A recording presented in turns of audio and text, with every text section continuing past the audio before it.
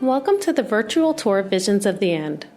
Visions of the End is a temporary exhibition at the Recoiling Museum, located on the campus of the University of Tennessee in Knoxville.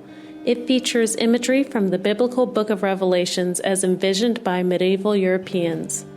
This exhibition was curated by Jay Rubenstein and Gregor Callis of the Marco Institute for Medieval and Renaissance Studies.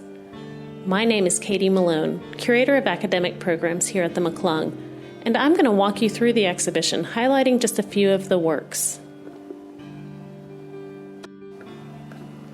The first object you encounter in the exhibition is this Masterful Manuscript from 1325. It is a Bible historiale, a book written in French that combined historic events and biblical narratives. Like all books of its time, this manuscript was completely handcrafted. On the top right, you can see a beautiful rendering of John of Patmos, the author of the book of Revelation. Around 90 CE, John was exiled to the island of Patmos in the Aegean Sea. There he experienced visions, which he believed came directly from the heavens. His account of those visions became the book of Revelation.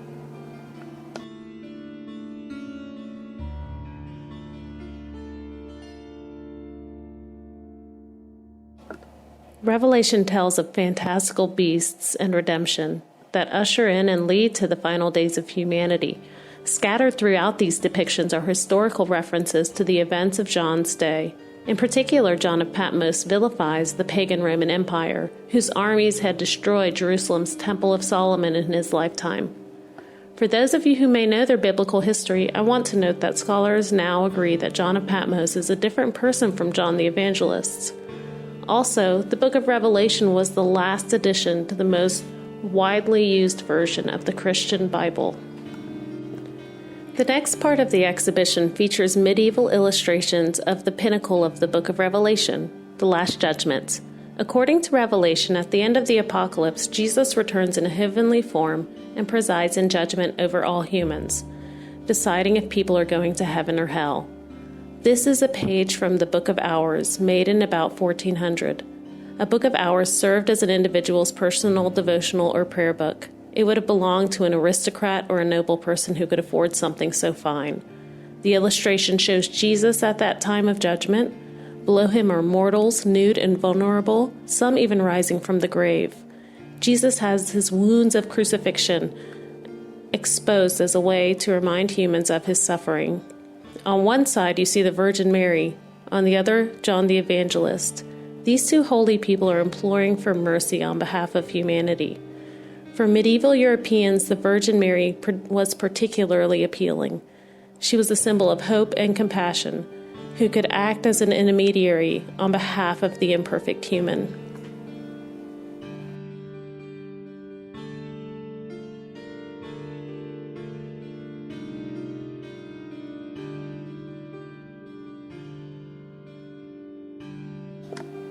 Images like these were important because before the modern printing press was invented in 1450, the written word was not widely accessible.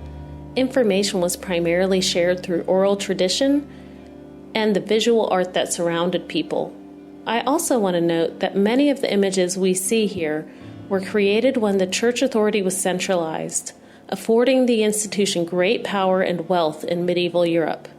With great power and wealth comes corruption, and the church was not immune to this truism.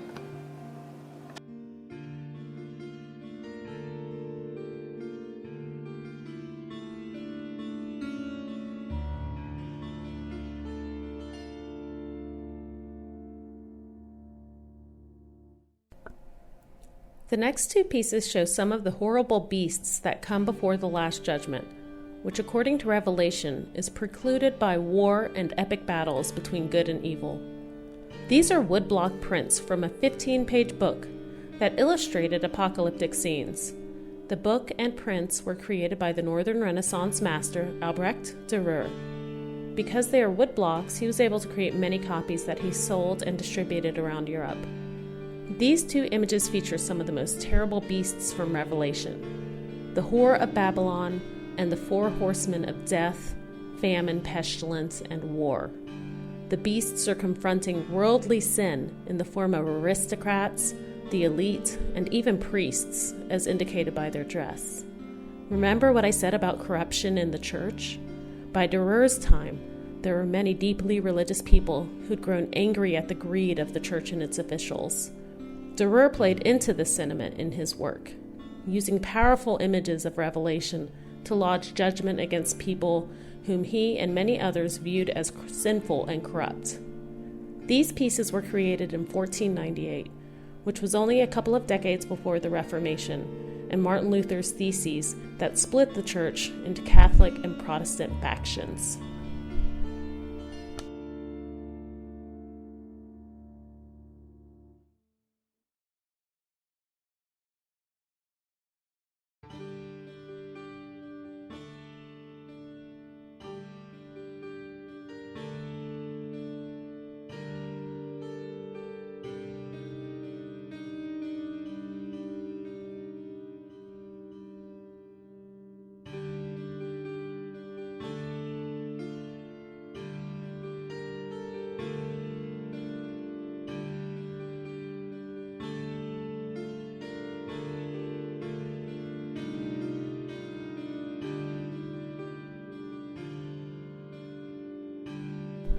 These two beautiful stone carvings once graced the walls of a church.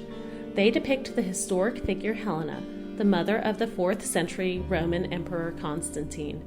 Constantine was the first Roman emperor to legalize Christianity, and his mother Helena helped him to build churches and recover holy sites. Here Helena is in Jerusalem looking for the one true cross with her soldiers and priests. The true cross was the cross used to crucify Jesus. By Constantine's time, it had been lost to years of war and destruction in Jerusalem. According to legend, after digging through the rubble, Helena and her helpers found 3 crosses. Through divine providence, Helena sensed which had belonged to Jesus. A priest took the selected cross and waved it above a corpse, miraculously raising the man from the dead. This depiction, made in the 1400s, long after Helena's lifetime, highlights the importance of resurrection in Christian beliefs and firmly situates Jerusalem in the narrative of the church.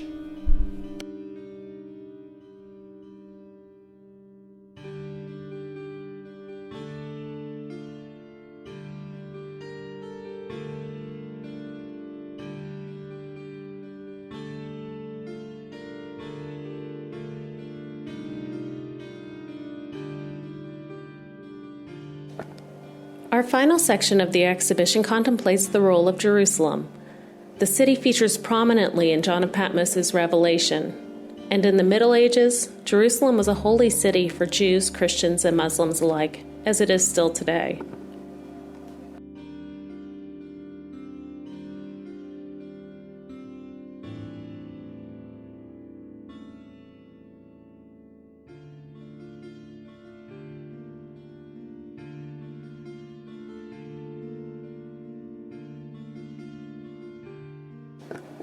The last work that I will feature is in the contemporary section of the exhibition. As we have seen, images from Revelation have been used to inspire fear or to envision salvation since John of Patmos wrote his book. This artwork was created by Howard Finster, a preacher and visionary artist from North Georgia in the United States.